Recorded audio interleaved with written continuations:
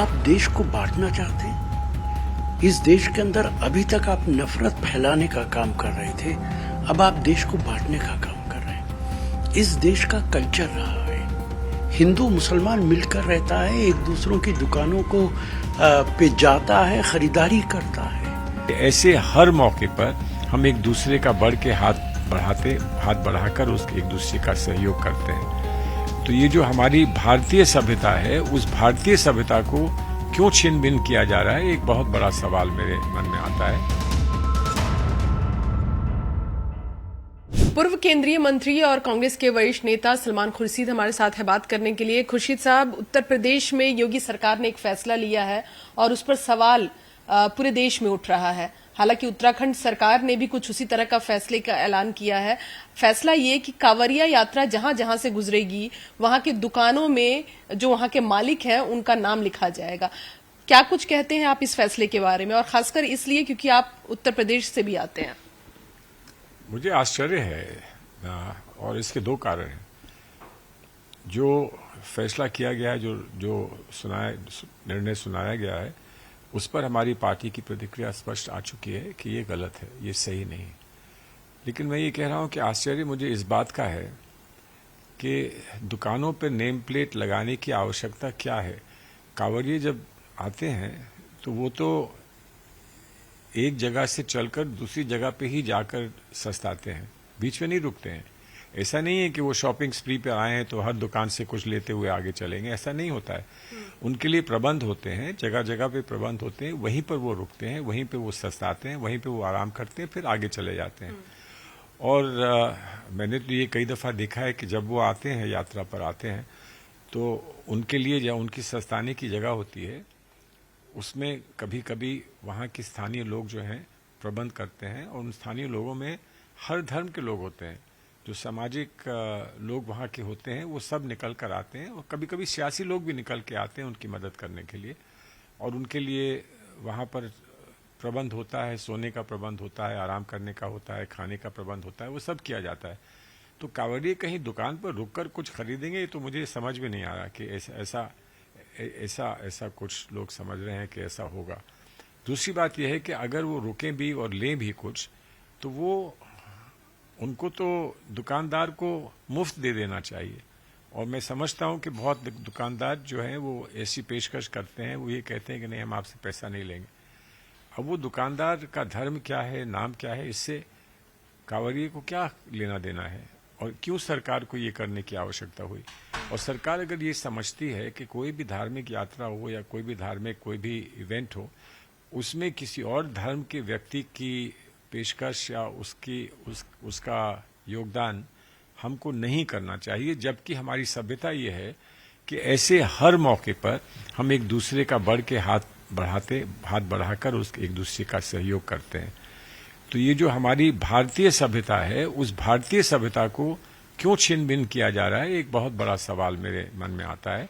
क्या लगता है कारण क्या हो सकता है सरकार के इस फैसले के पीछे? हालांकि बीजेपी की इस फैसले में कई उसकी अलाइज पार्टियां हैं। बिहार में जेडीयू इसका विरोध कर रही है, कई और पार्टियां हैं वो भी विरोध कर रही हैं, न सिर्फ विपक्षी पार्टी। तो क्या लगता है आपको?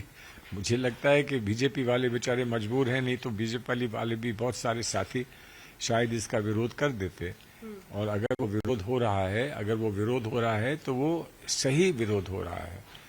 और जिसने किया है, सरकार की ओर से हुआ है, तो वो सरकार ने क्यों किया है, मैं तो यही कहूंगा कि पागलपन है। इसमें कोई तथ्य नहीं है, इसकी कोई बुनियाद नहीं है। इसको किया है तो क्यों किया है, ये बात समझ में नहीं आती। क्या जिस तरह से प्रियंका गांधी ने भी इस पर ट्वीट किया कि इस फैसले को वापस लेने की जरूरत है, क्या कुछ ऐसा होना चाहिए? लेकिन हम तो सिर्फ कह ही सकते हैं, तो फैसला तो किसी और का है, सरकार किसी और की है, तो वो जो कहेंगे वहीं पर लागू होगा। लेकिन एक पब्लिक प्रेशर बने, हमारे नेताओं ने इस बात को कहा, हमारी पार्टी ने इस बात को कहा, और हम लोग जहां भी हमसे पूछा जा रहा है, हम भी इस बात को कह रहे हैं।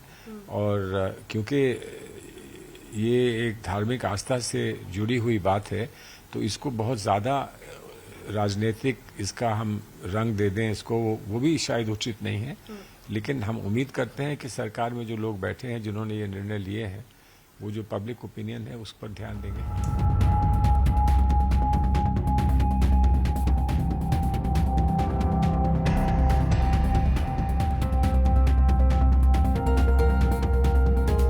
सर, योगी सरकार की तर्ज पर उत्तराखंड सरकार भी चलने लगी है। अब प्रोपराइटरों का नाम लिखना होगा कांवड़ यात्रा के मार्ग में, और जो वर्कर्स हैं उनका भी नाम लिखना होगा। क्या कहना चाहेंगे?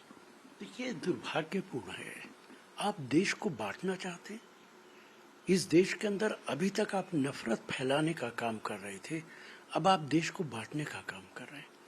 इस देश का कल्चर रहा है, हिंदू मुसलमान मिलकर रहता है, एक दूसरों की दुकानों को पे जाता है, खरीदारी करता है। शायद योगी आदित्यनाथ को मालूम नहीं है कि भारत में सबसे बड़ा मीट का एक्सपोर्टर अल कबीर है। अल कबीर हिंदू नाम नहीं है, लेकिन अल कबीर का मालिक हिंदू है, मुसलमान नहीं है। दिल्ली के अंदर बहुत मशहूर रेस्टोरेंट है निजाम, उसकी चेन है पूरी, लेकिन निजाम का मालिक मुसलमान नहीं है, एक हिंदू है। ये तो इस देश की तहजीब है। कोई भी नाम रख सकता है, लेकिन योगी आदित्यनाथ समझते हैं कि भारतीय जनता पार्टी का जो झगड़ा चल रहा है, अमित शाह जी जैसे कि खबरें उनको हटाना चाहते हैं, तो वो और दिन ब दिन कट्टर होते जा रहे हैं। जो कदम उन्होंने उठाया है या उत्तराखंड में उठाया गया है, असंवैधानिक है, अनकॉन्स्टिट्यूशनल है। प्रियंका गांधी ने कहा है कि ये लोकतंत्र पर हमला है, और वहीं अरशद मदनी जी ने कहा है कि इसको वापस लेना चाहिए, इस फैसले को। सवाल प्रियंका जी और अरशद मदनी साहब का नहीं है। जेडीयू जो उनका एलआई है वो कह रहा है कि ये गलत फैसला है। जो उत्तर प्रदेश का संगठन है उनका लोकदल, वो कह रहा है कि ये गलत फैसला है। उनका जो बिहार का संगठन है रामविलास पासवान जी की पार्टी का, वो कह रहा है कि ये गलत फैसला है। छोड़ दीजिए विपक्ष को, खुद उनके एलाइज कह रहे हैं कि ये फैसला गलत है। इसके बावजूद प्रधानमंत्री खामोश हैं। केंद्रीय मंत्री गिरिराज सिंह जी ने कहा है कि जो मुस्लिम्स हिंदू नाम रख लेते हैं, तो अगर उनको हिंदू नाम इतना पसंद है तो वो हिंदू क्यों नहीं बन जाते हैं? मैंने तो अभी आपसे कहा कि हिंदू लोग मुसलमान नाम रख रहे हैं। ये देश तो इसी बात के लिए जाना जाता है। और मैं गिरिराज जी से एक बात कहूंगा, मुझे बिहार के अंदर 5 नाम बता दें जो मुसलमानों ने अपनी दुकानों के हिंदू नाम रखे, वरना देश से माफी मांगे। अगर वो ये कहते हैं उत्तर प्रदेश या बिहार के अंदर, वो मुझे सिर्फ 5